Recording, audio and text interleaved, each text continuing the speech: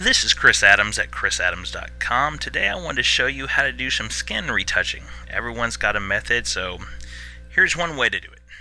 Well, first off, we're going to use this picture of Sam that I took a few weeks ago. This is for his senior pictures. And we're just going to focus right on his face.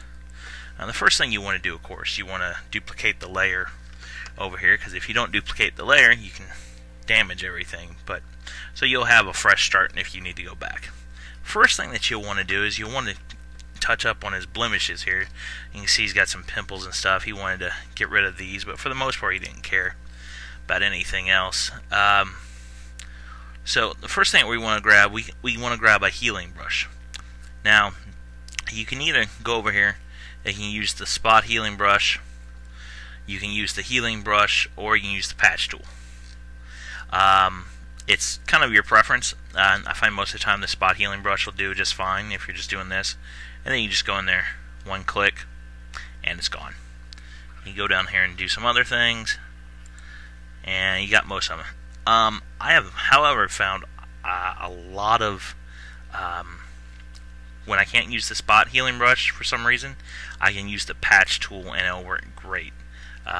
If you don't know how it works, basically you just zoom in on something and say I want to get rid of that. I can just circle it and then grab it and move it over to another piece of skin and then deselect, and it removes it.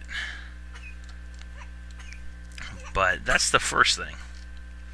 After this, let's go ahead and grab this here. Okay, after we get this here, I'm going to go ahead and duplicate the layer again. Now there's many different ways that you can do this. Some people say don't blur the skin, some people say blur the skin.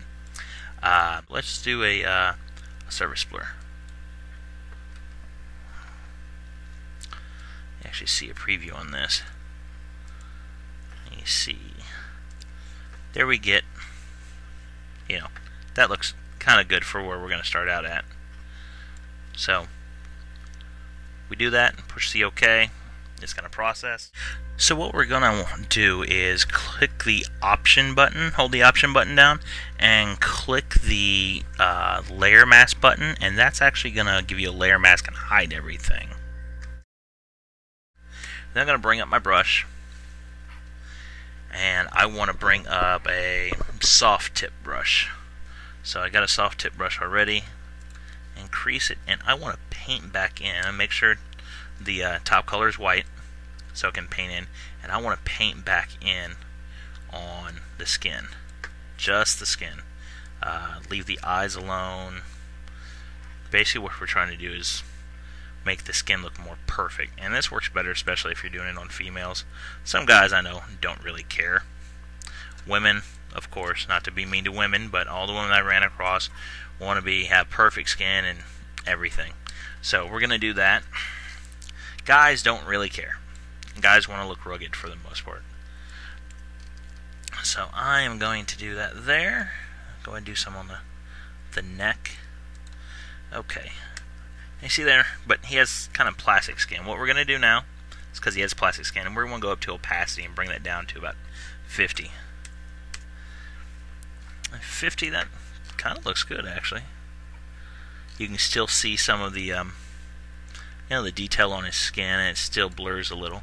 But if you want to bring back some of the pores, because you see it's still blurred, what we're going to do now is we're going to go up to layer, and we want to get a new layer.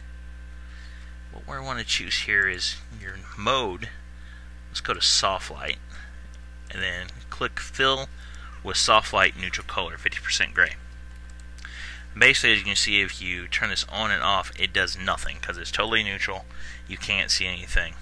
But, however, if you start darkening the gray, you're going to show up. If you start lightening the gray, it's going to show up. What we want to do is take this and do a filter and add noise. You want to do a Gaussian monochromatic, and you can leave it so not too much. 4.8 should do it.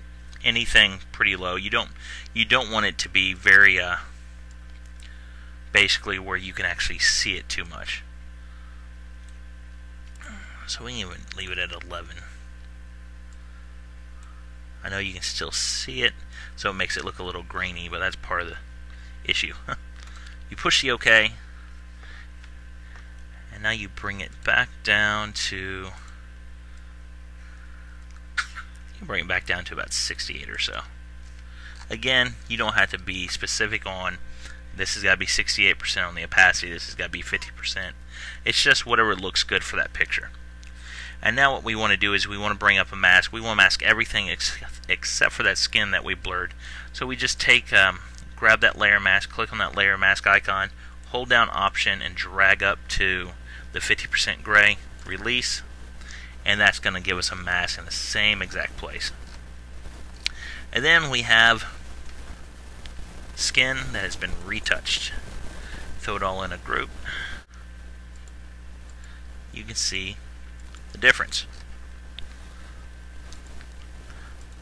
So, there you go on Skin Touch-Up. Hope you have a good one.